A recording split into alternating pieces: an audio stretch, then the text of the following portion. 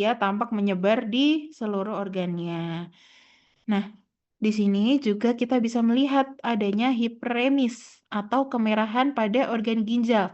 Nah, hiperemis sendiri itu disebabkan oleh adanya tekanan dari darah itu tuh meningkat sehingga arus darahnya itu lebih kuat kayak gitu.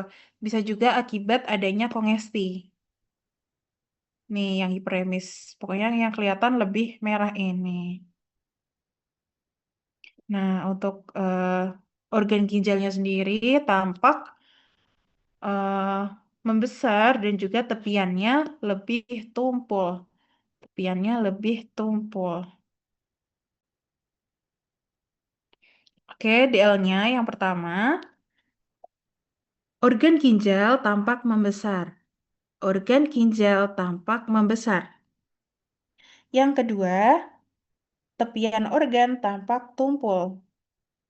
Tepian organ tampak tumpul. Yang ketiga, terdapat foci nekrotik pada organ ginjal. Terdapat foci nekrotik pada organ ginjal. Yang keempat, foci nekrotik tampak berwarna pucat. Foci nekrotik tampak berwarna pucat. Yang kelima, ginjal tampak hiperemis.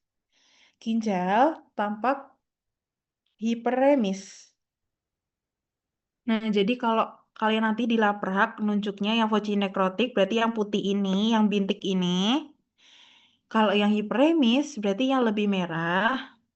Kalau yang tumpul tuh kalian tunjuk aja di bagian pinggiran organnya. Sama juga kayak organnya yang membesar itu boleh ditunjuk di bagian pinggir organnya aja. Gitu. Ya sama untuk warna foci nekrotiknya nanti dilaprak kalian bisa pakai warna krem aja. Jangan pakai warna coklat. Karena coklat kan berarti dia kadang tuh ada kemarin gambar dilaprak eh, si foci nekrotiknya malah lebih tua warnanya daripada si organ. Kalau itu kan berarti kan nggak pucat kan, tidak lebih pucat. Jadi kalian pakai krem aja yang pucat. Gitu.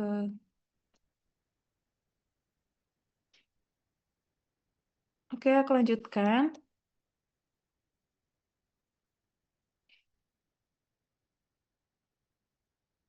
Nah, di sini ada gambaran mikros dari radang akut di ginjal. Nah, kalau radang akut, dia tuh kalian bisa lihat ini kan satu tubulus. Dan kalau radang akut, si tubulus ini masih normal. Dari ukurannya juga masih normal. Dan jarak antar tubulusnya juga normal. Ini kan masih berhimpitan. Cuman di interstisialnya, kalian bisa lihat adanya infiltrasi sel radang. Nah, ini, ini kan di interstisialnya yang kalian lihat lebih basofilik itu si infiltrasi sel radangnya. Ini untuk radang akut sendiri, sel radangnya yaitu sel radang PMN. Nah, ini di dalam glomerulus, ini juga kita bisa melihat adanya sel radang. Ini yang lebih basofilik ini. Oke. Nah, di radang akut ini juga belum ditemukan proliferasi jaringan ikat. Dan FYI ini kebetulan ginjalnya sedang mengalami degenerasi hidropik secara bersamaan. Cuman degenerasi hidropik ini nggak bisa kalian jadiin patokan dia radang akut atau radang kronis. Kayak gitu. Jadi emang dia kadang ada, kadang enggak. Tapi dia bukan lesi utama dari si radang akut. Gitu. Nah, nanti kalau dilaprak, kalian gambarnya ya udah tubulus. Nih, misal tubulus kayak gini. Sorry. Ini kan masih ukurannya normal ya. Nah, ini kalian kosongin tengahnya. Kalian gambar pinggir-pinggirnya aja. Karena kan dia ada di generasi heteropik ya. Terus kalian kasih ini warna lebih mudanya. Kayak gini dikit doang. Terus kasih inti sel tubulusnya. Gitu. Terus, karena ini masih radang akut, berarti jaraknya kan masih berdekatan. Gitu. Untuk sel radangnya kayak biasa pakai warna biru tua. Oke, untuk DL-nya yang pertama, terdapat infiltrasi sel radang PMN pada glomerulus dan intersisial tubulus ginjal. Terdapat infiltrasi sel radang PMN pada glomerulus dan intersisial tubulus ginjal. Yang kedua, infiltrasi sel radang PMN tampak basofilik. Infiltrasi sel radang PMN tampak basofilik. Yang ketiga, ukuran tubulus ginjal tampak normal. Ukuran tubulus ginjal tampak normal. Yang keempat, sel tubulus ginjal mengalami degenerasi hidropik. Sel tubulus ginjal mengalami degenerasi hidropik. Yang kelima, jarak antar tubulus ginjal tampak normal. Jarak antara tubulus ginjal tampak normal. Untuk diagnosa morfologinya yaitu radang akut.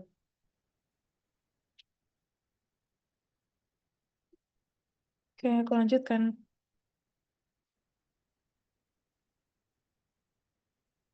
Guys, kalau kecepatan bilang aja ya. Nah, ini ada radang akut pada organ jantung milik hewan babi. Sebentar. Nah, ini tampak adanya area pucat pada permukaan organ jantung dan dia berbatas jelas. Nih, kayak di dalam kotak-kotak ini, dia area yang lebih pucat. Itulah si radang akutnya. Begitu. Nanti di laprak kalian bisa pakai warna krem juga. Lalu si area pucat ini tampak tersebar di permukaan organ jantung. Sedangkan organ jantungnya tampak membesar akibat adanya radang akut. Untuk DL-nya yang pertama, terdapat area pucat pada permukaan organ jantung. Terdapat area pucat pada organ jantung. Yang kedua, area pucat tampak tersebar di permukaan organ jantung. Area pucat tampak tersebar di permukaan organ jantung. Yang ketiga, ukuran organ jantung tampak membesar.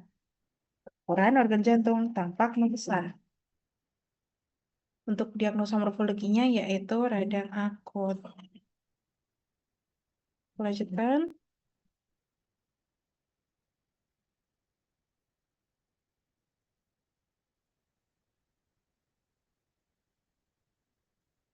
Nah, ini ada gambaran mikros dari radang akut pada otot jantung. Nah, ini tampak adanya infiltrasi sel radang PMN pada intersisial dari otot jantung. Nih, nih, ini sel radangnya. Nah, kalau masih radang akut, dia tuh jarak antar sabut ototnya masih normal. Jadi dia tuh belum tampak renggang. Kan masih normal ya, masih sempit. Dia tuh masih berdekatan. Lalu untuk infiltrasi sel radangnya, dia PMN dan berwarna basofilik. Untuk DL-nya yang pertama, terdapat infiltrasi sel radang PMN pada intersisial sabut otot jantung. Terdapat infiltrasi sel radang PMN pada intersisial sabut otot jantung. Yang kedua, infiltrasi sel radang PMN tampak basofilik. Infiltrasi sel radang PMN tampak basofilik. Yang ketiga, jarak antara sabut otot jantung masih normal. Jarak antar sabut otot jantung masih normal. Untuk DM-nya adalah radang akut. Nah, ini. Misal ini satu sabut otot jantung. Nah, sabut yang lainnya tuh kalian gambar di sini aja di sampingnya. Karena dia kan jaraknya masih normal kan. masih dempet-dempet kayak gitu.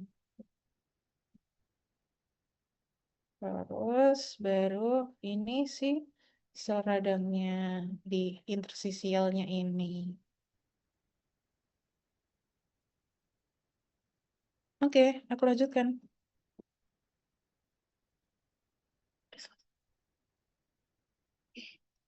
Selanjutnya ada radang fibrinos. Nah, radang fibrinos adalah peradangan akut akibat kebocoran pembuluh darah parah yang membuat protein fibrinogen keluar ke jaringan dan membentuk jaring-jaring fibrin. Radang ini umumnya menyerang selaput pembungkus organ seperti pada jantung, paru-paru, dan juga rongga perut karena selaput pembungkus organ ini memiliki banyak sekali kapiler-kapiler di dalamnya. Jadi memudahkan saat terjadi peradangan akan memudahkan si fibrin itu terlepas ke jaringan pembungkus ini. Selanjutnya, nah ini adalah bentuk makros dari radang fibrinos pada organ pulmo. Ini si cairan fibrinnya tampak menjulur-menjulur kayak ini. Nih, ini sih cairan fibrinnya. Nah, si akumulasi cairan fibrin ini menempati kafum mediastinal dari organ pulmo. Ini, kalian boleh tunjuk di laprak di sini, di area gelap ini. Ini si kafum mediastinal pada organ pulmo. Nah, untuk akumulasi cairan fibrinnya sendiri, dia konsistensinya tampak eh, lengket dan juga tebal.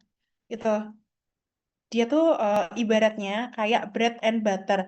Kalau kalian ngolesin butter ke roti, lalu kalian tumpuk roti lagi, pas kalian buka, itu kan akan ada juluran dari butternya.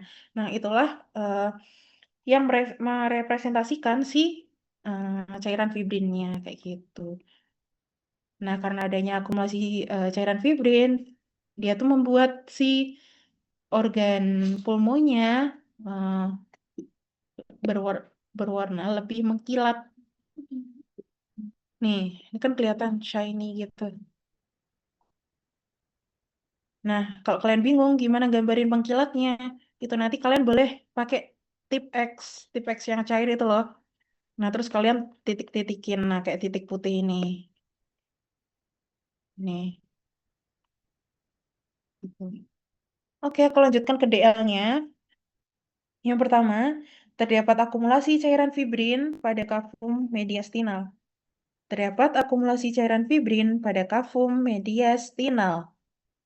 Yang kedua, akumulasi cairan fibrin tampak mendominasi.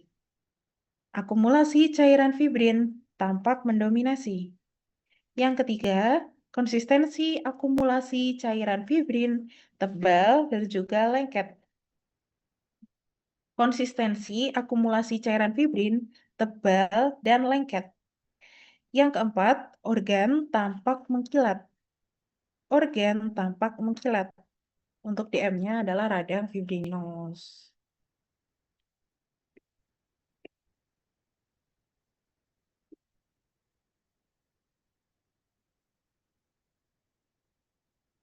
Nah, selanjutnya ini ada organ pulmo mikros yang mengalami radang fibrinos. Di sini terdapat akumulasi cairan fibrin yang dia warnanya eosinofilik. Ini sih cairan fibrinnya. Dia tuh mengisi lumen-lumen alveolinya.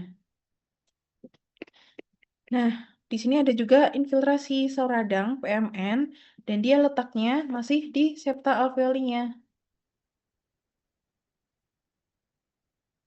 Nah, kalaupun si sel radang ini terlepas ke lumen alveoli, itu bisa juga, cuman dia masih sedikit banget. Nih, oke. Nah, buat nandain radang fibrinos dengan radang-radang lainnya, kalian ingat-ingat aja, kalau radang fibrinos, dia perbandingannya 2:1. Di mana yang dua ini adalah si cairan fibrin. Sedangkan perbandingan satu ini merupakan sel radangnya. Gitu. Jadi cairan fibrinnya sangat mendominasi. Oke, aku lanjutkan ke DL-nya. Yang pertama, terdapat akumulasi cairan fibrin pada lumen alveoli.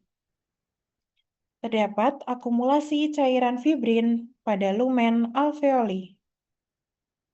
Yang kedua, akumulasi cairan fibrin tampak eosinofilik.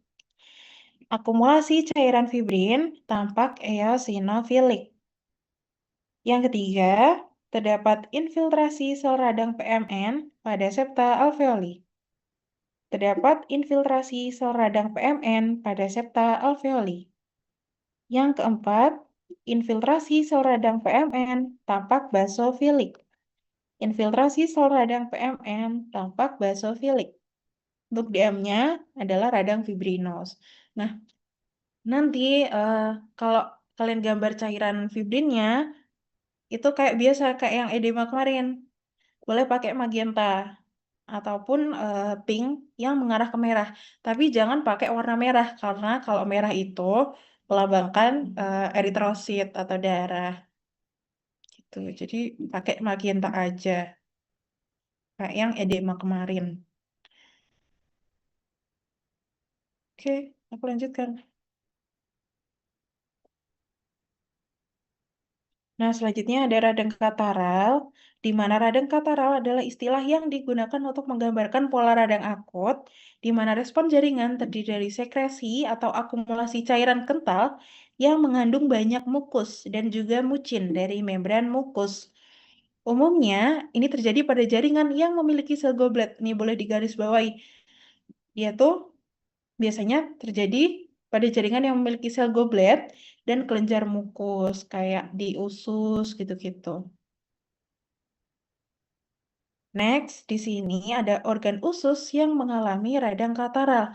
Nah, di sini tampak adanya akumulasi cairan mukusnya yang warnanya sorry. Nih, ini sih cairan mukusnya, dia warnanya kuning jernih. Nih, juga ada. Nih, yang kuning-kuning jernih ini.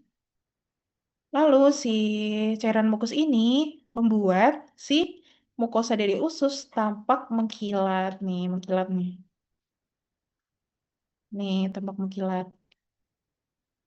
Nah, di sini juga ada penebalan dari mukosa usus ditandai dengan adanya perlekukan.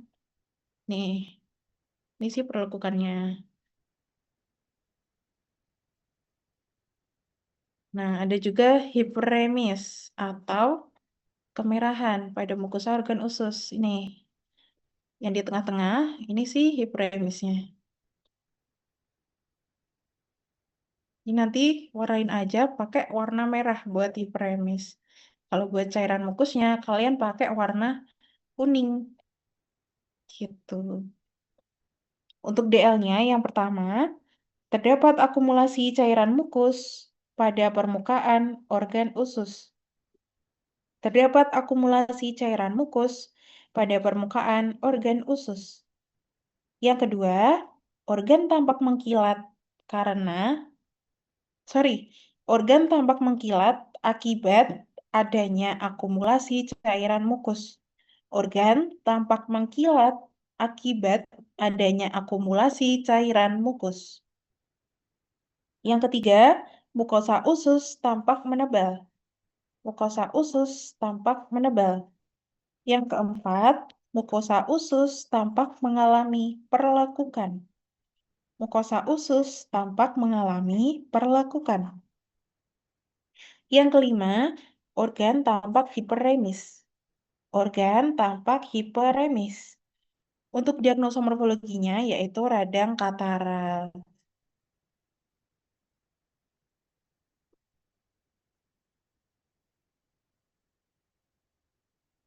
Next.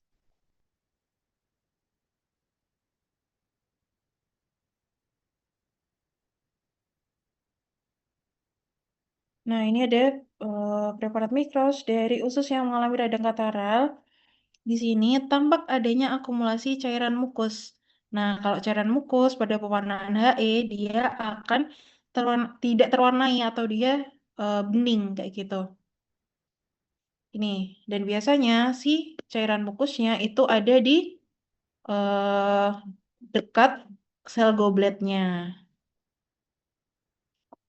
Nih, dia juga proliferasi sel goblet. Jadi sel gobletnya itu banyak banget. Nih, nanti kalian bisa gambar kayak bulat-bulat kosong. Ini sih sel gobletnya.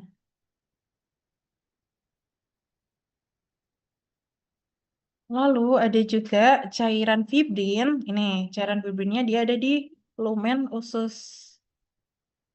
Nih, kalau fibrin kan jelas warnanya eosinofilik pada pewarnaan HE. Lalu ada juga infiltrasi sel radang. Dia ada di lamina propria di sini dan juga di lumen ususnya di sini. Lalu ada juga si eh, ruptur. Jadi si mukosa usus ini ruptur di bagian sini. Nih, kalau kalian bingung, aku coba menyederhanakan gambarnya. Jadi anggap aja ini sih mukosa ususnya yang terdiri dari lembah dan gunung itu tadi. Lalu ada kripta-kriptanya. Nih, daerah sini si lamina propria kan. Nah, lalu kalian kasih sel gobletnya. Di sini banyak banget. Nih, kalian eh, gambar banyak banget pokoknya di sini-sini. Lalu di sebelah sini ada eh, ruptur mukosa usus yang ruptur. Nah, kalau si cairan mukusnya, kalian nggak usah warnain, nggak apa-apa. Dia ada di sekitar sel goblet sama di kripta-kriptanya di sini. Lalu ada juga si cairan fibrin. Dia eosinofilik warnanya. Dia ada di lumen ususnya. Nih, kalian warna eosinofilik nanti. Terus kasih infiltrasi sel radangnya warnanya biru tua. Nih di sini di lamina proprianya. Nih di sel radangnya sama di lumen lumen ususnya. Sini banyak banget. Nih pokoknya kalian titik-titikin banyak buat sel radangnya. Gitu. Aku lanjutkan ke DL-nya. Yang pertama, terdapat akumulasi cairan mukus pada lumen kripta dan lumen usus. Ini lumen kripta dan juga lumen usus. Ini sih mukusnya yang tidak terwarnai. Lalu yang kedua, warna cairan mukus tampak jernih. Warna cairan mukus tampak jernih. Yang ketiga, terdapat akumulasi cairan fibrin pada lumen usus. Terdapat akumulasi cairan fibrin pada lumen usus. Yang keempat, warna cairan fibrin tampak eosinofilik. Warna cairan fibrin tampak eosinofilik. Yang kelima, terdapat infiltrasi sel radang PMN pada lamina propria, kripta, dan lumen usus. Terdapat infiltrasi sel radang PMN pada lamina propria, kripta, dan lumen usus. Yang keenam, terdapat proliferasi sel goblet pada lamina propria usus bagian kripta. Terdapat proliferasi sel goblet pada lamina propria usus bagian kripta. Yang ketujuh, epitel usus tampak ruptur atau destruksi. Epitel usus tampak ruptur atau destruksi. Untuk DM-nya ada radang kataral. Oke, sampai sini dulu. Apakah ada yang ditanyakan atau ada yang kurang jelas?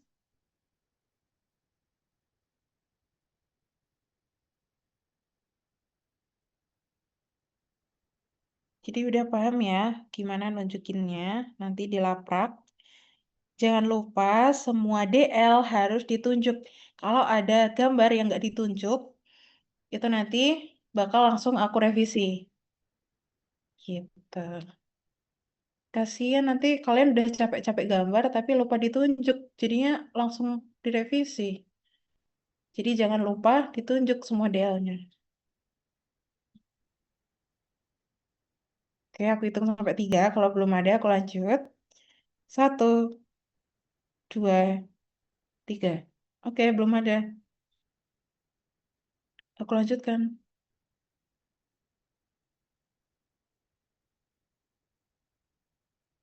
Nah, ini ada preparat dari organ kolon yang mengalami radang kataral. Ini sih cairan mukusnya. Dia kelihatan kuning jernih. Ini warna yang sebenarnya adalah kuning jernih. Tapi yang bagian sini dia tuh udah bercampur dengan sisa-sisa metabolisme atau feses kayak gitu. Dan akibat adanya akumulasi cairan mukus ini tadi membuat si kolonnya tampak mengkilat. Tuh. Untuk DL-nya yang pertama, terdapat akumulasi cairan mukus pada mukosa organ kolon. Terdapat akumulasi cairan mukus pada mukosa organ kolon. Yang kedua, akumulasi cairan mukus tampak berwarna jernih kekuningan. Akumulasi cairan mukus tampak berwarna jernih kekuningan. Yang ketiga, permukaan organ kolon tampak mengkilat karena adanya cairan mukus. Permukaan organ kolon tampak mengkilat karena adanya cairan mukus. Untuk DM-nya adalah radang kataral. Next slide. Eh, Nah, ini adalah gambar mikroskopis dari kolon yang mengalami radang kataral. Di sini tampak adanya cairan mukus. Jadi ini kayak garis. Ini tuh si cairan mukusnya. Gitu. Terus ini di lumen-lumennya juga yang kosong-kosong ini. Ini isinya mukus. Ada juga proliferasi sel goblet. Nih. Jadi kalau proliferasi itu dia adalah pertambahan jumlah secara abnormal. Jadi pastiin kalian gambar gambar proliferasi itu jumlahnya lebih banyak dari normalnya. Sel gobletnya.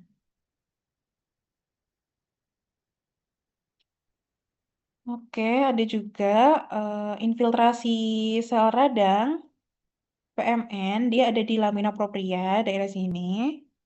Ini ada juga. Lalu ada juga eh, di ini nih, ini gitu. Jadi nanti kalau di laprak kalian gambar mukusnya itu kalian kasih batas aja. Terus kalian gambar yang ini pink transparan. Pink tipis banget, pink muda yang tipis banget. Tuh. Untuk DL-nya yang pertama terdapat infiltrasi sel radang PMN pada lamina propria usus. Terdapat infiltrasi sel radang PMN pada lamina propria usus. Yang kedua, terdapat proliferasi sel goblet pada lamina propria usus bagian kripta. Terdapat proliferasi sel goblet pada lamina propria usus bagian kripta. Yang ketiga, terdapat akumulasi cairan mukus pada lumen usus dan lumen kripta. Terdapat akumulasi cairan mukus pada lumen usus dan lumen kripta. Untuk DM-nya adalah radang kataral. Aku lanjutkan. Nah, ini ada radang kataral pada organ pulmo.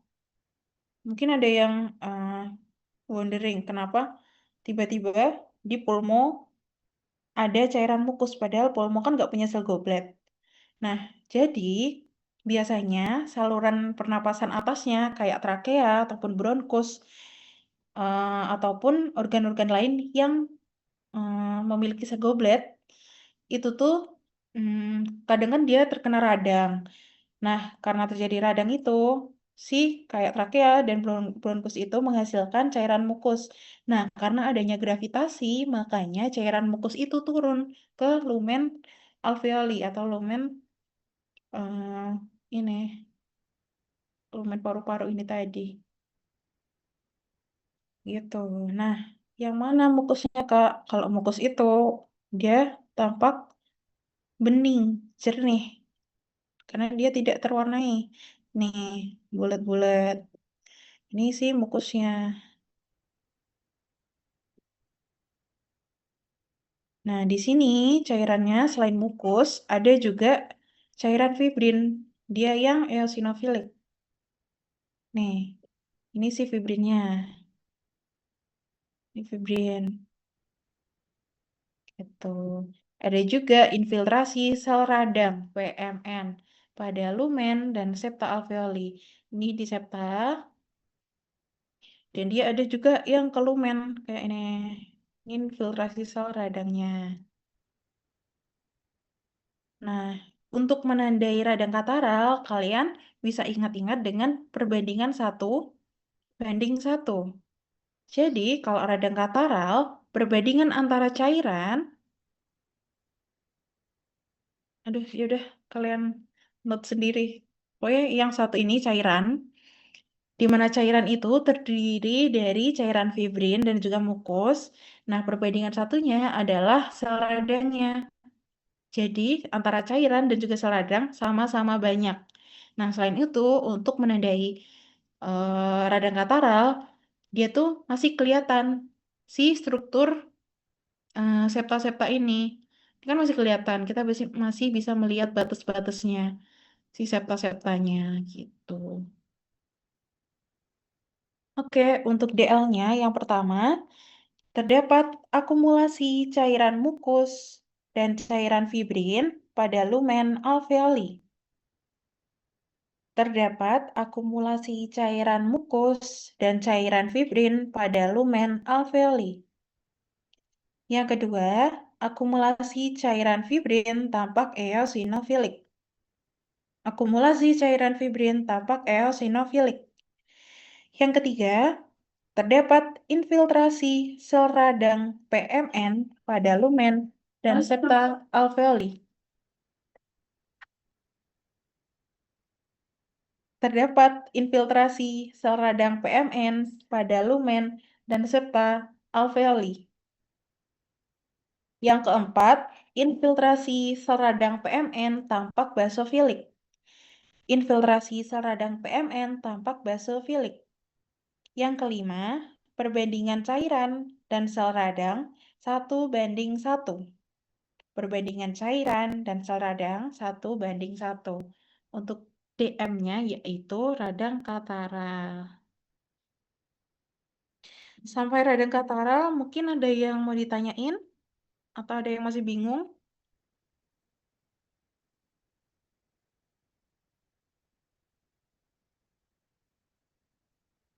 3, 2, 1. Oke, aku simpulkan sudah paham semuanya ya. Aku lanjutkan.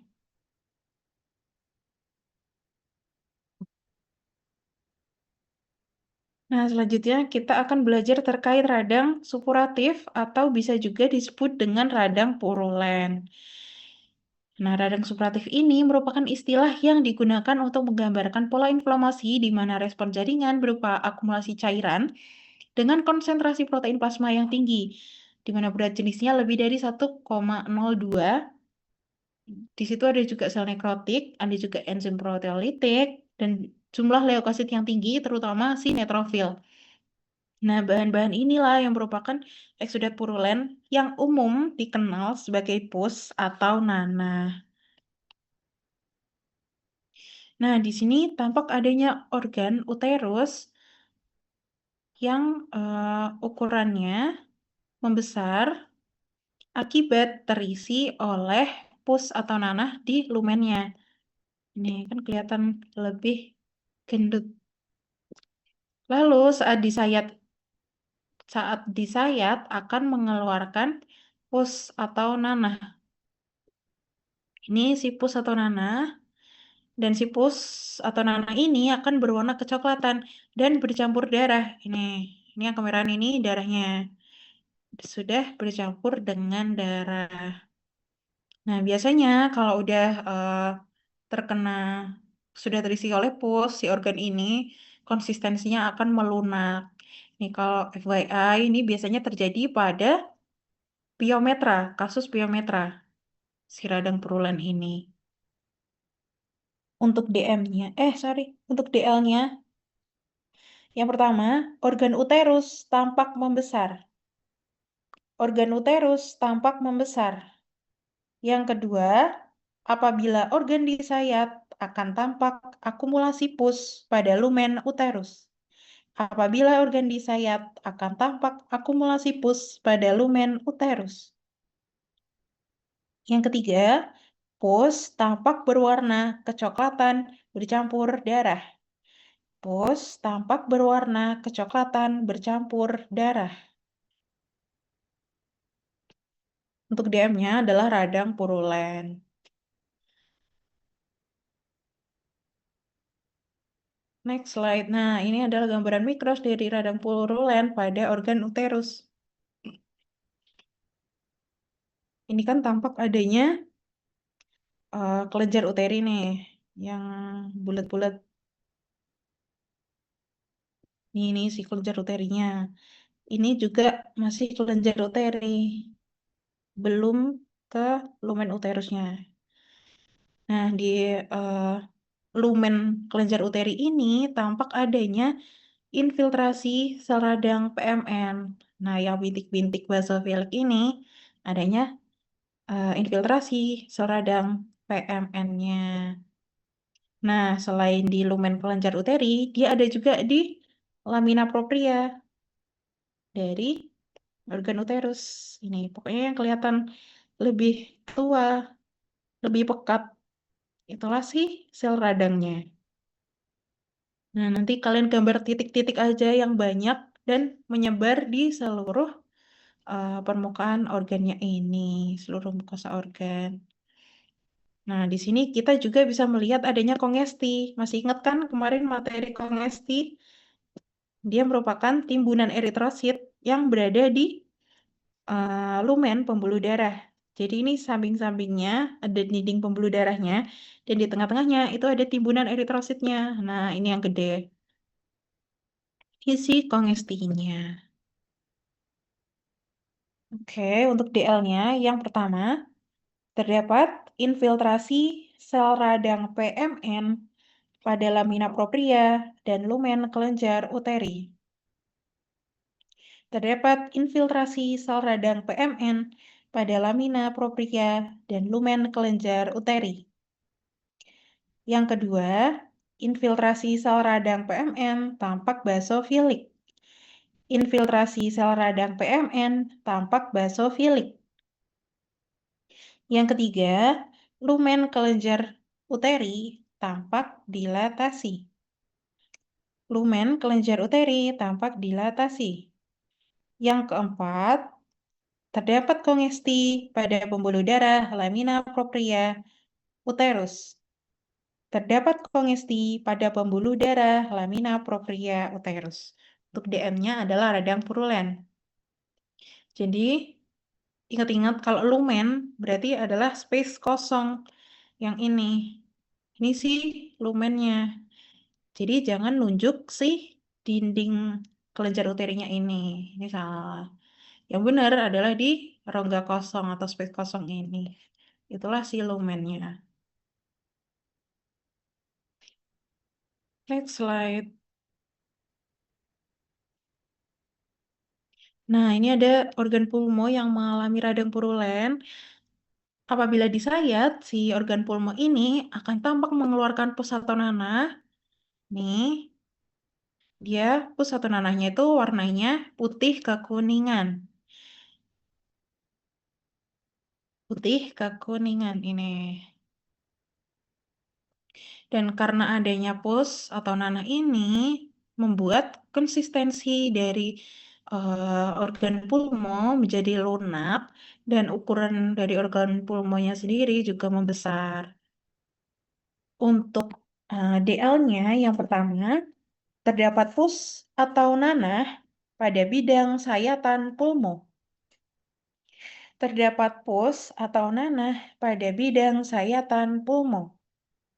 Yang kedua, pus atau nanah berwarna putih kekuningan. Pus atau nanah berwarna putih kekuningan. Yang ketiga, konsistensi organ pulmo lunak. Konsistensi organ pulmo lunak. Yang keempat, organ pulmo tampak membesar. Organ pulmo tampak membesar. Untuk DM-nya yaitu radang purulen. Jadi si radang purulen itu sama kayak kalian belajar nekrosis leukoefaktif kemarin guys. Jadi eh, organnya ini tampak meleleh karena adanya lisozim atau enzim proteolitik di mana dia sebenarnya tujuannya adalah mengeliminasi bakteri. Tapi sel-sel epitel yang sehat juga ikut lisis karena si enzim proteolitik ini. Gitu. Oke, aku lanjutkan. Nah, di sini ada preparat mikroskopis dari radang purulen pada organ pulmo. Nah, kalau di radang purulen ini, si infiltrasi sel radang PMN-nya sudah sangat-sangat mendominasi.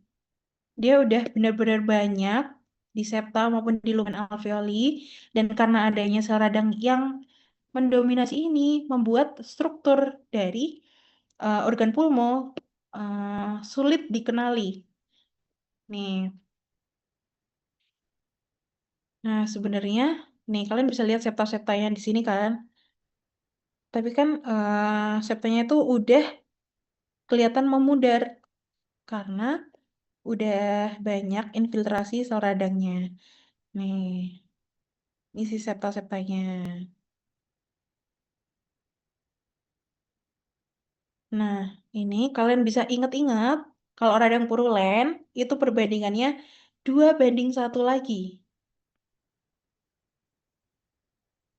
Perbandingannya 2:1 lagi. Yang dua ini adalah sel radangnya. Sedangkan yang satu ini adalah cairan fibrinnya. Mana Kak cairan fibrinnya? Nah, cairan fibrinnya itu dia warnanya eosinofilik nih. Ini tipis-tipis di sebelah sini. Ini juga ada fibrinnya. Udah dikit banget ini fibrinnya.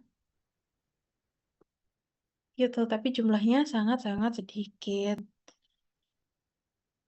Gitu. Untuk DL-nya yang pertama, terdapat infiltrasi sel radang PMN pada lumen dan septa alveoli. Terdapat infiltrasi sel radang PMN pada lumen dan septa alveoli. Yang kedua, infiltrasi sel radang PMN tampak mendominasi. Infiltrasi sel radang PMN tampak mendominasi. Yang ketiga, infiltrasi sel radang PMN tampak basofilik. Infiltrasi sel radang PMN tampak basofilik. Yang keempat, terdapat akumulasi cairan fibrin pada lumen alveoli. Terdapat akumulasi cairan fibrin pada lumen alveoli. Yang kelima, akumulasi cairan fibrin tampak eosinofilik. Akumulasi cairan fibrin tampak eosinofilik. Yang keenam, struktur jaringan sulit dikenali. Struktur jaringan sulit dikenali. Untuk DM-nya adalah radang purulen.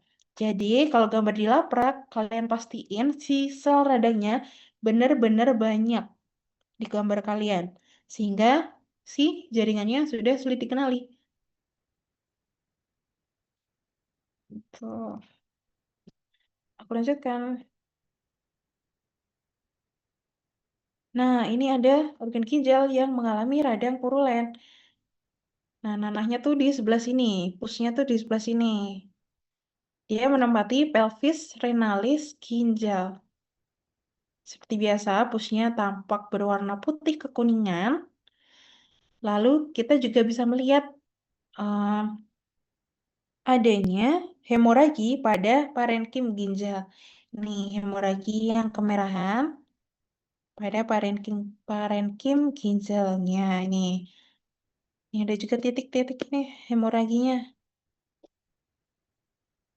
Oke, nah karena adanya pus atau nanah tadi membuat si konsistensi ginjalnya menjadi melunak. Untuk DL-nya, yang pertama, terdapat pus pada pelvis renalis ginjal. Terdapat pus pada pelvis renalis ginjal. Yang kedua, pus berwarna putih kekuningan. Pus berwarna putih kekuningan. Yang ketiga, konsistensi organ lunak. Konsistensi organ lunak. Yang keempat, terdapat hemoragi pada parenkim ginjal. Terdapat hemoragi pada parenkim ginjal. Untuk DM-nya adalah radang purulen. Slide selanjutnya. Nah, ini ada ginjal tapi mikros. Nah, ini tampak adanya infiltrasi sel radang PMN pada lumen tubulus ginjal. Nih. Jadi sebenarnya ini tuh satu tubulus guys. Cuman dia bentuknya udah nggak normal. Nih, ini tuh satu tubulus. Cuman dia udah panjang gitu. Nah, selain itu kita juga bisa melihat adanya infiltrasi sel radang di sekitar tubulus ginjalnya. Ini, nih, nih. Di sini juga ada. Nah, di sini kebetulan juga ada kongesti. Nih, kongestinya. Dia ada di lumen pembuluh darah di sekitar tubulus ginjalnya. Untuk DL-nya yang pertama, terdapat infiltrasi sel radang PMN pada intersisial dan lumen tubulus ginjal. Terdapat infiltrasi sel radang PMN pada intersisial dan lumen tubulus ginjal. Yang kedua, infiltrasi sel radang PMN tampak mendominasi. Infiltrasi sel radang PMN tampak mendominasi. Yang ketiga, infiltrasi sel radang PMN tampak basofilik. Infiltrasi sel radang PMN tampak basofilik. Yang keempat, terdapat kongesti pada pembuluh darah ginjal. Terdapat kongesti pada pembuluh darah ginjal. Untuk DM-nya adalah radang purulen. Selanjutnya, nah ini adalah kulit yang mengalami radang purulen atau biasanya kita kenal sebagai abses. Nih. Nah, ini kelihatan si pus atau nanahnya ini mengucur dari sayatan dari rongga absesnya ini tadi. Nah, di sini tampak si pus atau nanah kemerahan karena dia sudah bercampur dengan darah. Dan konsistensi organ kulit di sekitar sayatan yang mengeluarkan pus ini tampak lunak. Oh iya, kalau kalian gambar, ini aku tahu kalian kan biasanya pakai referensi dari cutting. Tapi eh, kita kan preparatnya ganti guys. Kalau ini kan eh udah kaki ya. Kemarin itu juga ada kaki tahun kemarin, tapi kaki bagian bawah. Jadi boleh kalian pakai labrak cutting sebagai referensi, tapi tetap juga disesuaikan dengan preparat tutor. Jangan sampai tiba-tiba gambarnya beda sama preparat tutor gitu. Untuk DL-nya yang pertama, terdapat pus pada bidang sayatan kulit. Terdapat pus pada bidang sayatan kulit. Yang kedua, pus berwarna putih kemerahan. Pus berwarna putih kemerahan. Yang ketiga, konsistensi organ lunak. Konsistensi organ lunak. Untuk DM-nya adalah radang purulen. Selanjutnya, nah ini adalah gambaran kulit yang mengalami radang purulen pada preparat mikrosnya. Ini tampak adanya infiltrasi sel radang yang terlokalisir. Terlokalisir itu kayak dia bergerombol pada satu tempat. Nah, ini juga si infiltrasi sel radangnya. Nih, di bawah-bawah, ini juga ada di epidermisnya. Dermis. Sorry. Nih, si sel-sel radangnya. Di sini kalian juga bisa lihat ada yang kongesti nih, di sebelah sini. Kan ada lumen pembuluh darah, terus di dalamnya banyak eritrosit yang merah-merah ini kan. Gitu. Terus ini sel radangnya masih sel radang PMN dan warnanya basofilik. Untuk DL-nya yang pertama, terdapat infiltrasi sel radang PMN pada lapisan dermis. Terdapat infiltrasi sel radang PMN pada lapisan dermis. Infiltrasi yang kedua, infiltrasi sel radang PMN tampak terlokalisir. Infiltrasi sel radang PMN tampak terlokalisir.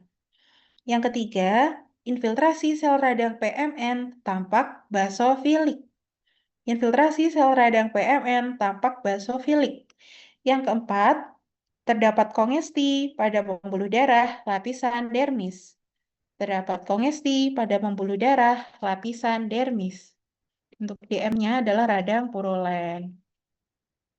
Oke, sampai sini mungkin mulai dari radang akut, radang fibrinus, kataral maupun purulen, ada yang masih bingung atau mau ditanyain? Bebas guys, mungkin ada yang mau tanya warna di laprak, ataupun ada yang masih bingung, boleh bebas tanya-tanya. Boleh on mic. Kak, mau tanya Iya.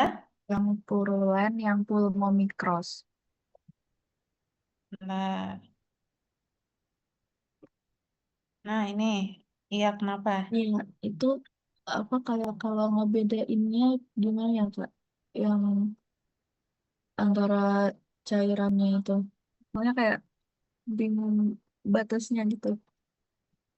Nah, kalau cairannya itu, dia emang samar-samar, tinggal samar-samar. Dan kalau cairan itu biasanya ada di lumen alveolinya. Nih, kalau ini kan septa, karena kan dia kelihatan kayak ranting-ranting jelas gitu kan, kalau yang ini, bagian septanya. Nah, kalau fibrinnya, dia tuh yang ini loh, kelihatan kan, eosinofilik. Ini dikit doang, tipis-tipis. Di belakang sel radangnya, yang pink pucat. Nah, ini si fibrinnya, cairan fibrinnya. Jadi dia tuh emang udah nggak kelihatan karena udah ketumpuk atau udah bercampur sama sel radangnya. Nih, di sini juga ada. Gitu. Udah jelas belum? Oh, jadi dia kayak di antara-antara si sel radangnya itu ya, Kak? Iya, pokoknya si cairan fibrin itu dia akan bercampur menjadi satu sama sel radangnya di lumen alveolinya. gitu. Oke, Kak. Makasih. Sama-sama. Ada pertanyaan lagi? Mungkin dari teman-teman yang lain?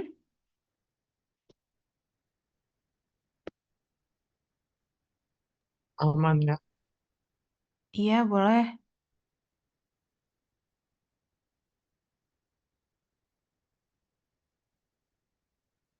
Siapa tadi? Mau nanya apa? Enggak aman maksudnya. Oh, iya, aman. Oke. Oke, udah nggak ada yang tanya lagi. Aku lanjutkan ke radang kronis. Nah, ini. Jadi, radang kronis itu apa? Jadi, radang kronis merupakan reaksi radang yang bersifat menahun atau lebih lama. Dapat sebagai kelanjutan dari radang akut yang kerusakan jaringannya lebih luas dan penyembuhannya berjalan terus-menerus secara simultan. Termasuk ciri-cirinya terdapat pembentukan pembuluh darah baru atau angiogenesis dan juga fibrosis atau proliferasi jaringan ikat ataupun pembentukan jaringan parut. Lalu selanjutnya, nah reaksi radang kronis itu dapat terjadi ketika yang pertama, respon inflamasi akut gagal untuk menghilangkan paparan, lalu yang kedua, setelah peradangan akut berulang, lalu yang ketiga, respon terhadap karakteristik biokimia unik dan faktor virulensi dalam paparan atau mikroba. Lalu ada juga radang kronis ditandai dengan yang pertama, infiltrasi sel radang, tapi sel radangnya mononuklear yang meliputi limfosit, sel plasma, dan juga makrofag. Lalu ada juga destruksi jaringan yang sebagian besar diatur oleh makrofag. Dan yang ketiga dari repair, angiogenesis atau pembentukan pembuluh darah baru itu tadi, dan juga fibrosis atau pembentukan jaringan ikat. Nah, di sini ada komponen dari radang kronis, di mana sel radang yang menginfiltrasi sudah sel radang mononuklear atau sel radang MN yang terdiri dari monosit dan juga limfosit. Nah, untuk monosit sendiri, dia perannya untuk innate immunity atau berfungsi sebagai pembersih sisa-sisa sel mati dan agen penyebab jejas yang tidak bisa diselesaikan pada fase akut fagositosis. Nah, si monosit ini dia merupakan sel leukosit terbesar dengan intinya ini berbentuk seperti kacang ataupun ginjal. Dan dia berperan dalam sistem imun bawaan.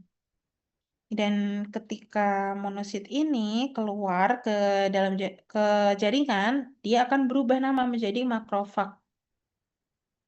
Lalu ada juga limfosit atau adaptif yang fungsinya sebagai adaptive immunity.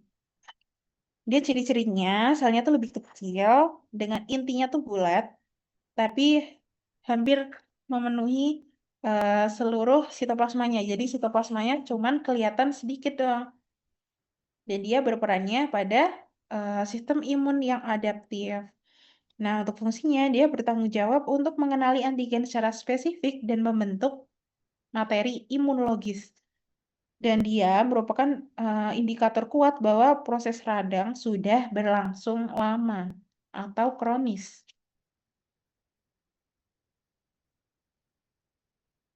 Nah, selanjutnya di sini ada siklus interaksi antara makrofag dan limfosit T. Nah, yang pertama terjadi presentasi antigen di awal di mana makrofag ini yang bertugas memakan benda asing seperti bakteri ataupun virus. Dan setelah si makrofag ini memakan benda asing, dia akan mempresentasikan antigen. Dan antigen ini akan dipresentasikan kepada limfosit T yang mengirim sinyal perintah spesifik. Nih. Lalu terjadi setelah menerima laporan dari makrofag, limfosit T ini akan menjadi aktif dan sel limfosit T ini Dan sel limfosite ini kemudian akan melepaskan berbagai sitokin untuk memanggil lebih banyak sel radang.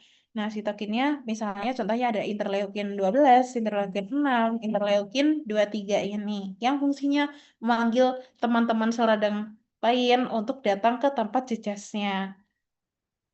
Lalu si limfosite yang sudah aktif ini juga akan mengeluarkan interferon gamma yang efeknya imunoglobulin masuk kembali ke makrofag dan akan mengaktifasi makrofag. Jadi siklusnya tuh muter guys, gini. Nah, setelah makrofag tuh udah aktif lagi, dia akan mengeluarkan lebih banyak sitokin dan juga cemokin. Nah, di sini panah yang cabang ini itu terjadi rekrutmen leukosit atau leukosit rekrutmen, di mana dia terjadilah si radangnya itu, di mana leukosit T dan makrofag yang sudah aktif akan mengeluarkan sinyal kimia seperti TNF atau tumor necrosis factor, interleukin 1 dan interleukin 17 dan juga cemokin, dan ini juga akan memanggil sel-sel radang lain untuk berdatangan ke tempat jejasnya.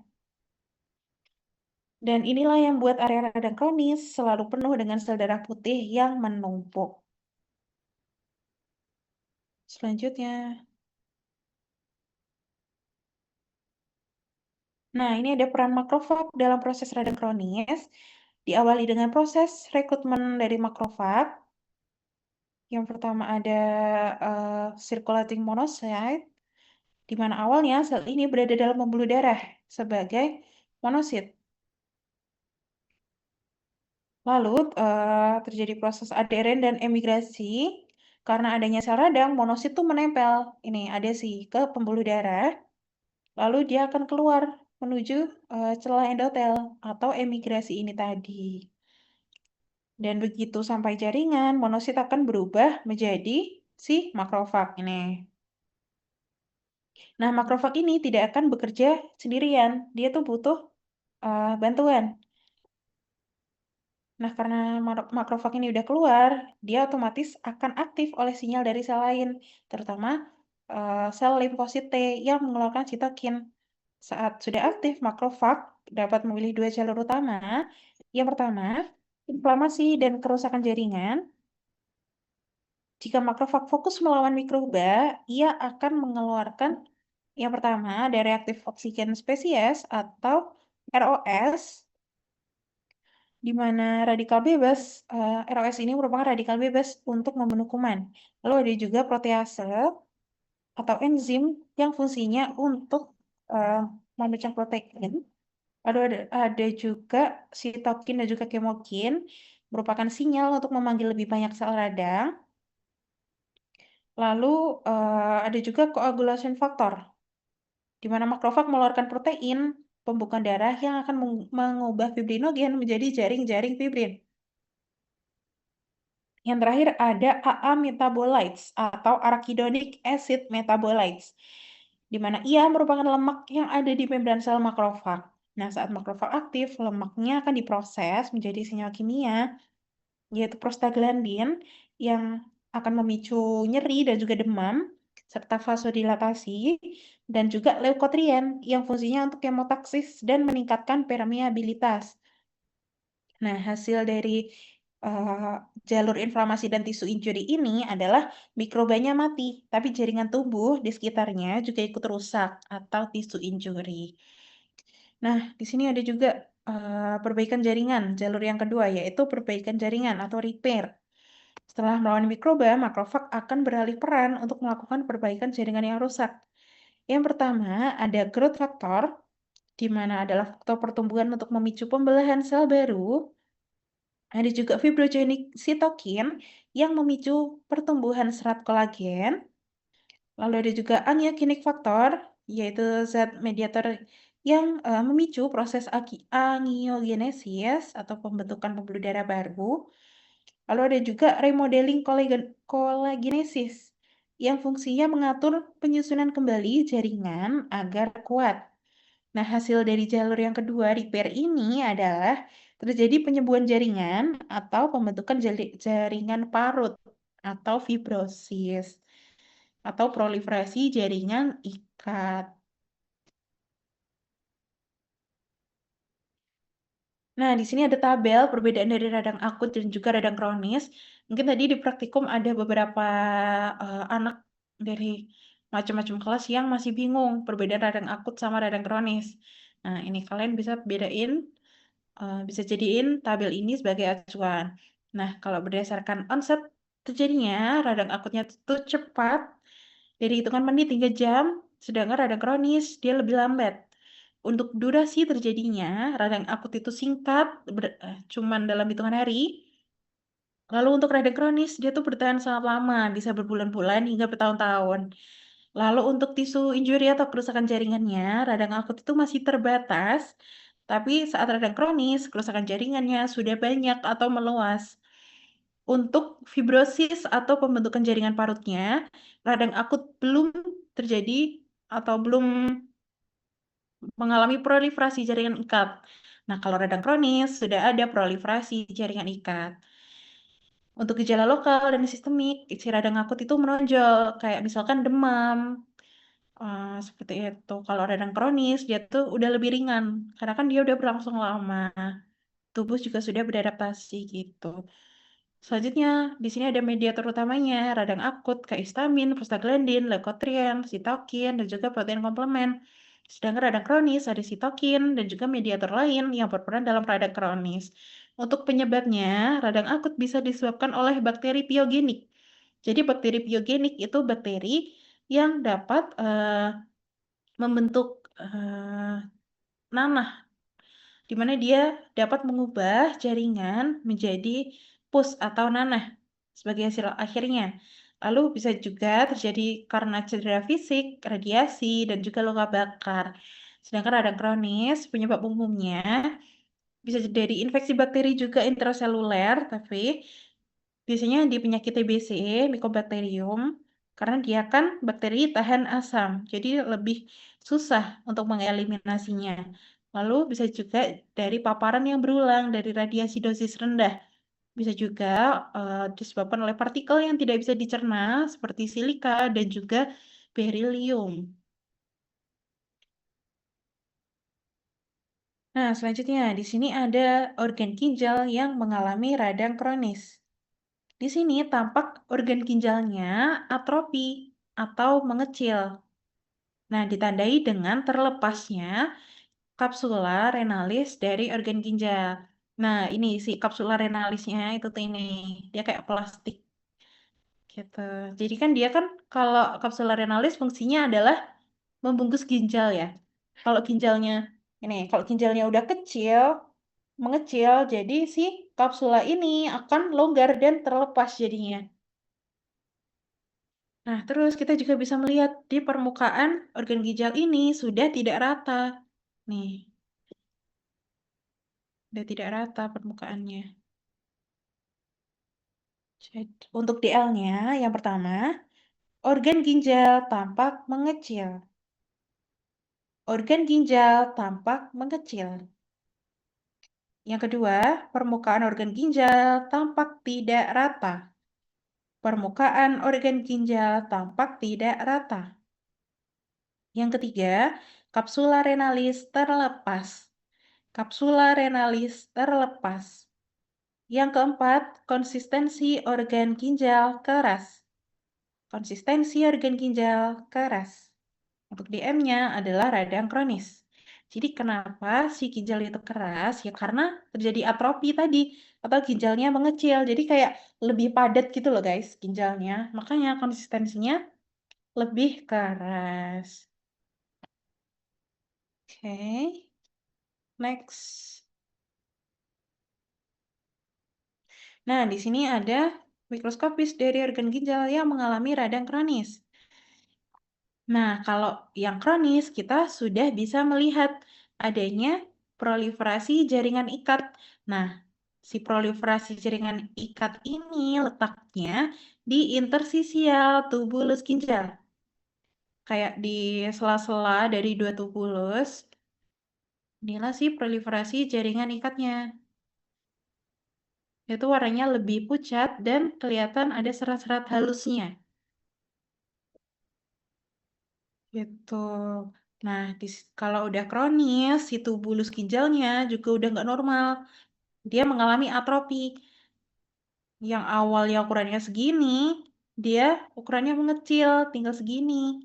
Dan yang awalnya sel-sel tubulus ginjalnya masih gendut-gendut kayak gini, dia cuman segaris, tinggal segaris kayak gini karena atrofi. Jadi si sitoplasma maupun inti selnya sudah mengecil. Nih, kan mengecil nih. Ini si tubulusnya. Ini juga tubulus. Ini tubulus. Ini tubulus juga. Nih, tubulus juga. Gitu. Nah, kalau radang kronis, sel radangnya udah sel radang mononuklear atau sel radang MN. Untuk sel radangnya sendiri, ini tuh yang berwarna lebih basofilik. Yang ini, dia ada di proliferasi jaringan ikatnya. Ini sih sel-sel radangnya. Gitu. Terus, ini FYI aja. Kalau yang ini juga terjadi kongesti. Ini yang merah-merah tuh si eritrosit. Nah, di dalam pembuluh darahnya juga ada sih sel radangnya yang ini, yang basofilik nih. Gitu. Jadi diingat-ingat kalau radang kronis tandanya sudah ada proliferasi jaringan ikat, terus tubulusnya juga udah mengecil, udah atrofi, dan karena atrofi tersebut jarak antar tubulus sudah berjauhan. Yang awalnya dekat, dia jadi menjauh satu sama lain, gitu. Bentar guys, mau nge-charge laptop. Tunggu bentar ya.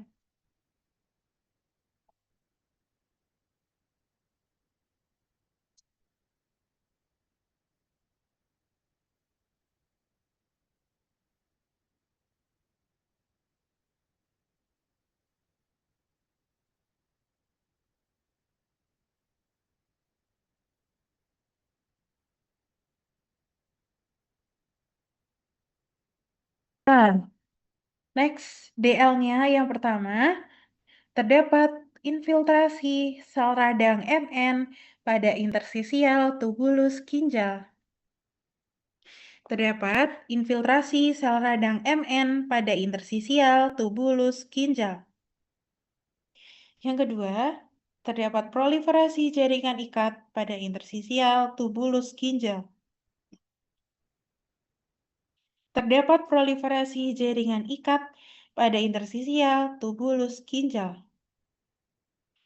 Yang ketiga, tubulus ginjal tampak mengecil. Tubulus ginjal tampak mengecil. Yang keempat, jarak antar tubulus ginjal berjauhan. Yang keempat, jarak antar tubulus ginjal berjauhan. Untuk DM-nya adalah radang kronis. Oke, aku lanjutkan. Nah, di sini ada organ hepar yang mengalami radang kronis. Di sini bisa kita lihat organ hepar ini permukaannya sudah tidak rata lagi. Nih, ini tampak ada bintik-bintik yang lebih tua ini. Jadi ini tuh si hepatositnya udah atrofi juga, lobulus-lobulusnya udah atrofi juga. Makanya si konsistensi heparnya juga sudah mengeras. Dan ukuran dari organ hepar ini juga mengecil. Untuk DL-nya yang pertama, organ hepar tampak mengecil. Organ hepar tampak mengecil. Yang kedua, permukaan organ hepar tampak tidak rata. Permukaan organ hepar tampak tidak rata. Yang ketiga, konsistensi organ hepar keras. konsistensi organ hepar keras. Untuk DM-nya adalah radang kronis.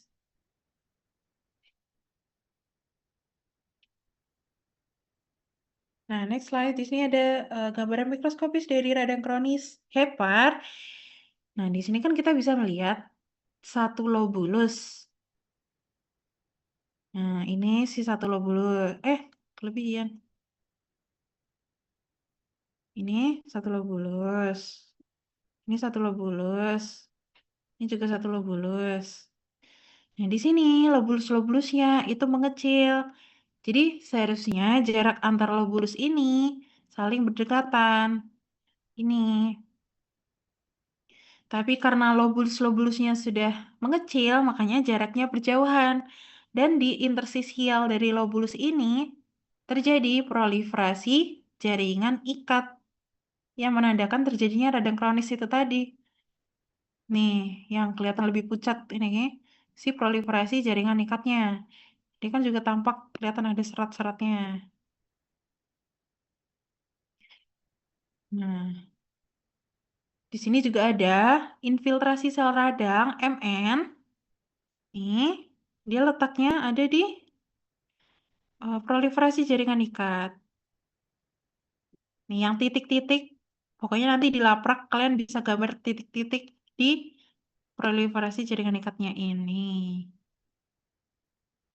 Nah, di sini sebenarnya di dalam lobulus juga ada infiltrasi jaringan ikatnya. Sorry, salah. Di dalam lobulus juga ada infiltrasi sel radang. Ini nih. Pokoknya yang titik-titik ini di dalam lobulus itu juga sel radangnya. Gitu. Terus di sini hepatositnya juga sudah atrofi atau mengecil sehingga jarak antar sinusoidnya juga berjauhan. Kan kelihatan kan, kelihatan renggang gitu. Nih kelihatan renggang. Oh iya, jangan lupa nanti tetap hepatosit digambar segi 6. Nih, nih misalkan sorry, segi berapa gitu. Udah anggap aja ini segi 6 guys. Karena dia atrofi, jaraknya jadi berjauhan kan. Itu pokoknya. Kalian kasih inti sel hepatositnya. Di sini letaknya di dalam lobulus, Mas Ihan.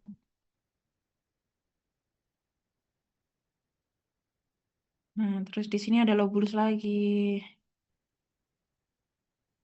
Di sini ada lobulus lagi. Sama juga masih ada hepatositnya. Terus yang ini kan sudah kronis, sudah berjauhan nih jarak antar lobulusnya. Makanya di intersisialnya kalian kasih proliferasi jaringan ikatnya. Ini kayak serat-serat kecil di tengah-tengahnya. Terus kalian kasih sel radangnya. Nih, yang basofilik pakai biru tua di sini. Gitu, kasih aja yang banyak. Oke, aku lanjutkan ke DL-nya. Yang pertama, terdapat infiltrasi sel radang MN pada intersisial lobulus hepar. Terdapat infiltrasi sel radang MN pada intersisial lobulus hepar.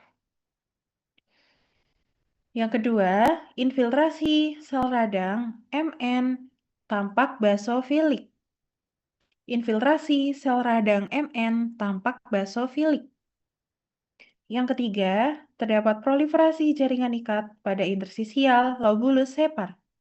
Terdapat proliferasi jaringan ikat pada intersisial lobulus hepar. Yang keempat, jarak antar lobulus hepar berjauhan. Jarak antar lobulus hepar berjauhan. Untuk DM-nya adalah radang kronis. Oke. Nah, sebelum lanjut ke materi selanjutnya, untuk radang kronis, ada yang masih bingung mungkin? Ada yang mau ditanyakan?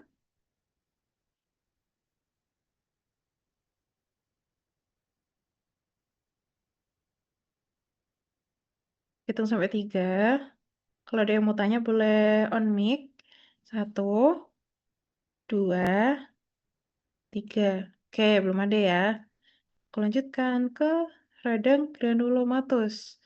Jadi, radang granulomatus merupakan bentuk khas dari radang kronis. Dia terjadi apabila neutrofil sudah tidak mampu memfagosit dan menetralkan agen penyebab dan diinduksi oleh aktivasi sel T dan makrofag sebagai respon terhadap patogen yang resisten. Nah, bentuk klasik dari radang granulomatus adalah adanya pusat perkejuan atau nekrosis kaseosa. Nah, di sini adalah skema terjadinya atau terbentuknya si granulom. Yang pertama, dimulai dari kerjasama antar APC dan juga sel T. APC itu antigen presenting cell. Si APC ini akan berperan untuk memakan mikroba dan mempresentasikan antigen tersebut kepada si sel T. Ini si sel T-nya. Lalu, sel T yang sudah aktif tadi akan melepaskan sitokin TNF atau tumor necrosis factor dan imunoglobulin. Nah, sinyal ini akan memanggil lebih banyak monosit dari pembuluh darah untuk keluar menuju menuju lokasi radang. Nah, si TNF ini merekrut monosit dari sirkulasi, kemudian bermigrasi menjadi makrofag, dan makrofag tersebut di bawah pengaruh imunoglobulin atau Ig menjadi aktif. Jadi si makrofagnya di gambar ini dia sudah aktif dan akan mensekresikan beberapa mediator kimia radang kayak interleukin 1 dan juga TNF-alfa untuk menstimulasi proliferasi fibroblast dan kolagen untuk repair. Nih, si fibroblast dan juga kolagen untuk repair. Lalu, inilah si struktur granulomanya atau sebagai bentuk pertahanan yang dibangun tubuh untuk mengurung agen penyakit agar tidak menyebar. Jadi ibaratnya ini kan di dalamnya ada bakteri, infeksi bakteri yang tahan asam itu tadi. Nah, di sekelilingnya si tubuh akan membangun pertahanan dan pertahanan tersebut akan membentuk sirkuler atau membulat. Dan pertahanan itulah yang disebut sih granuloma. Nah, untuk isi dari granulumnya sendiri, yang pertama ada epiteloid cell, ini epiteloid cell, di mana dia sebenarnya adalah makrofag, tapi udah berubah bentuk menjadi pipih, mirip epitel-epitel, dan saling berhimpitan yang menyekat si mikroba ini di tengah ini. Lalu ada juga giant cell. Nah, ini si giant cell. Nah, giant cell ini adalah makrofag. Biasanya kan makrofag.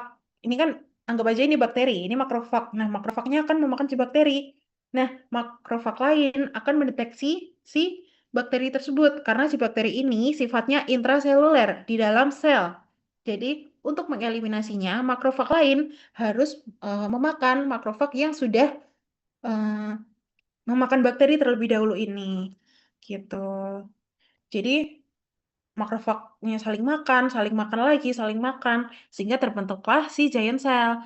Dan giant cell ini ditandai dengan banyaknya inti sel di sini. Ini kan bisa kita lihat ada banyak inti sel di dalamnya. Dan dari ukurannya sendiri, giant cell itu seperti namanya lebih besar atau giant gitu. Lalu ada juga limfosit, ini si limfositnya. Dia berada di sekeliling makrofag yang fungsinya sebagai penjaga yang terus memberikan sinyal aktivasi. Jadi si limfosit ini terus ngasih sinyal ke teman-teman sel radang lain untuk tetap terus berdatangan ke granulom ini selama si bakterinya belum mati. Lalu untuk lapisan terluarnya ini ada fibroblast atau eh, dia tuh bentuknya kayak kapsul, kayak terluar yang membatasi jaringan luar dengan granulumnya dan dia bentuknya adalah jaringan ikat dan fungsinya untuk mengisolasi mikroba biar nggak bisa keluar ke jaringan-jaringan di sekitarnya. Oke, kita lanjutkan. Nah, di sini ada gambar pulmo yang mengalami radang granulomatus.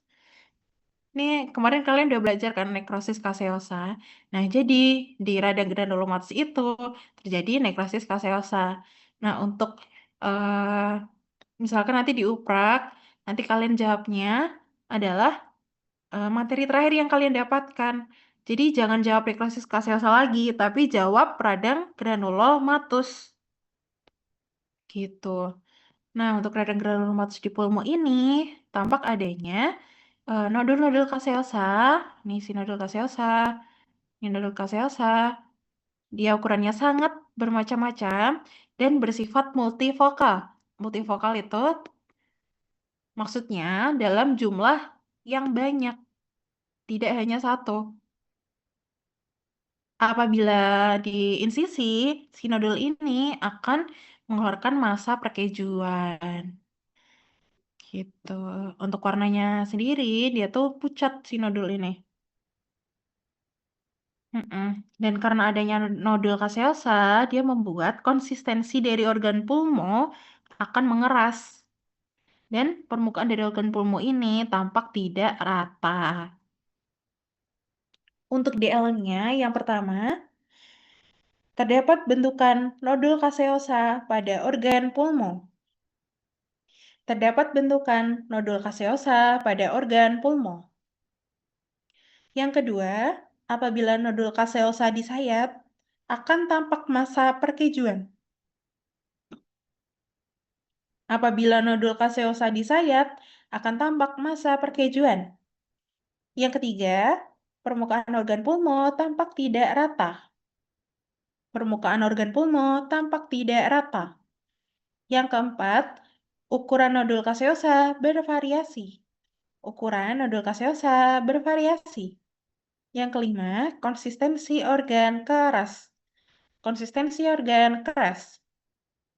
Untuk DM-nya adalah radang granulomatus. Selanjutnya. Nah, ini ada radang granulomatus pada organ pulmo milik unggas atau aves. Nah, kalau tadi multivokal karena jumlahnya banyak, kalau di sini si granulumnya vokal karena dia cuma ada satu dalam satu lapang pandang. Nah, inilah si granulumnya. Dia tuh tampak bentuknya membulat. Lalu karena dia letaknya ada di dalam septa alveoli, makanya si septa alveolinya dia menebal. Nih. Nah, oh iya, kalau pulmonya aves itu bentukannya khusus beda sama pulmonya manusia. Kalau yang ini eh, ada namanya struktur yang merupakan gabungan antara bronkus, bronkiolus dan juga septa. Jadi mereka gabung menjadi satu yang disebut dengan bentukan parabronkus. Gitu. Oke, nah untuk granulumnya sendiri terdiri dari 7 sel. Kayak nekrosis kaseosa kemarin, isi dari granulumnya ada mama debris makan giant villi. Itu jembatan keledainya. Mama debris makan giant villi. Kalau kita jabarkan, itu ada plasma, sel plasma, ada sel mas, ada sel debris, ada makrofag, giant cell, fibroblast, dan juga limfosit. Oke. Untuk DL-nya, yang pertama, terdapat bentukan granulum pada parenkim pulmo yang bersifat vokal. Terdapat bentukan granulum pada parenkim pulmo yang bersifat vokal. Yang kedua, septa alveoli menebal akibat granulum. Septa alveoli menebal akibat granulum. Yang ketiga, bentukan granulum terdiri dari 7 sel. Sel plasma, sel mas, sel debris, makrofag, giant cell, fibroblast, dan limfosit. Bentukan granulum terdiri dari 7 sel. Sel plasma, sel mas, sel debris, makrofag, giant cell, fibroblast, dan limfosit. Untuk DM-nya adalah radang granulomatus. Next slide. Nah, di sini ada radang granulomatus pada organ pulmo milik mamalia. Nah, di sini, nah, si granulumnya tuh ini guys, yang kelihatan lebih pucat ini. Nih, nih. Nah, karena adanya granulum, septa alveolinya juga tampak menebal. Nih, tampak menebal. Sama juga, di sini granulumnya juga berisi 7 sel. Untuk jembatan keledainya masih sama, mama debris makan giant villi. Lalu FYI di sini juga ada kongesti. Nih, ada kongesti yang kemerahan ini. Ini sih kongestinya. Dia mengisi pembuluh darah pulmo. Oke, aku lanjutkan ke DL-nya. Yang pertama, terdapat bentukan granulum pada parenkim pulmo yang bersifat multivokal. Terdapat bentukan granulum pada parenkim pulmo yang bersifat multivokal. Yang kedua, septa alveoli menebal akibat granulum. Septa alveoli menebal akibat granulum. Yang ketiga, bentukan granulum terdiri dari 7 sel plasma, sel emas, sel debris, makrofag, giant cell, fibroblast, dan limfosit. Yang ketiga, bentukan granulum terdiri dari 7 sel plasma, sel emas, sel debris, makrofag, giant cell, fibroblast, dan limfosit. Untuk diagnosa morfologinya, yaitu radang granulomatus. Oke, next slide. Nah, ini ada radang granulomatus pada organ usus. Di sini kita bisa melihat si nodul-nodul kaseosanya. Ini tuh di sini. Nih, dia yang warnanya lebih pucat, kekuningan, yang ada di mukosa organ usus. Nih, kelihatan kan? Dan di sini si organ ususnya juga tampak hiperemia atau kemerahan. Nah, gara-gara adanya granulum, si mukosa usus ini tampak menebal. Dan apabila disayat, si nodul kaseosa akan mengeluarkan massa perkejuan. Sedangkan ukuran dari nodul kaseosa tampak bervariasi, ada yang besar, ada yang kecil. Nah, untuk DL-nya, yang pertama, terdapat bentukan nodul kaseosa pada mukosa usus. Terdapat bentukan nodul kaseosa pada mukosa usus. Yang kedua, jika nodul kaseosa disayat, akan tampak massa perkejuan.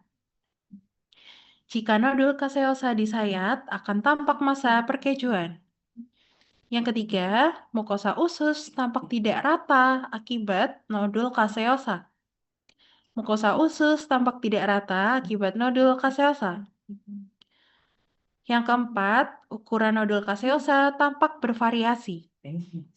Ukuran nodul kaseosa tampak bervariasi. Untuk DM-nya adalah radang granulomatus. Selanjutnya, yang terakhir, semangat. Di sini ada mikroskopis radang granulomatus pada organ usus. Nah, si granulumnya ini di sini guys. Nah, ini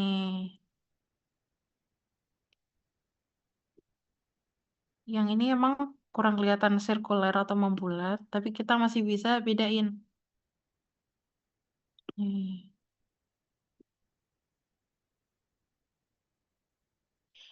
Dan di sini si granulumnya bersifat multivokal dan seperti granulum yang lainnya, dia berisi 7 sel. Oke, untuk DL-nya yang pertama, terdapat infiltrasi sel radang MN pada lamina propria usus. Terdapat infiltrasi sel radang MN pada lamina propria usus.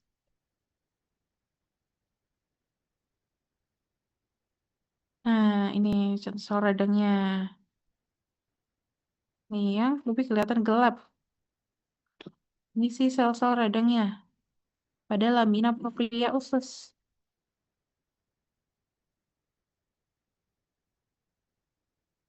Lalu, DL yang kedua, terdapat bentukan granulum pada lamina propria usus. Terdapat bentukan granulum pada lamina propria usus. Yang ketiga, bentukan granulum terdiri dari 7 sel, yaitu sel plasma, sel emas, sel debris, makrofag, giant cell, fibroblas, dan limfosit. Bentukan granulum terdiri dari 7 sel plasma, sel emas, sel debris, makrofag, giant cell, fibroblas, dan juga limfosit. Untuk DM-nya adalah radang granulomatous. Oke, sebelum kita ke post-test, apakah ada pertanyaan atau yang masih dibingungkan selama tutor hari ini? Nanti aku yang nanya. Ya, boleh. Mau nggak pas saya terlalu tunjuk? Oke ya. Ini apa kan? Ya, nah, udah jelas semuanya? Nggak ada pertanyaan? Mungkin gambar di laprak juga udah jelas. Dan Miss. In English. Oh, right. That's right. Oke, mungkin belum ada ya. Oke, aku lanjutkan ke post-test. Nah, tahu post-test ini? Nah, mau coba bareng-bareng apa? Tunjuk. Tunjuk.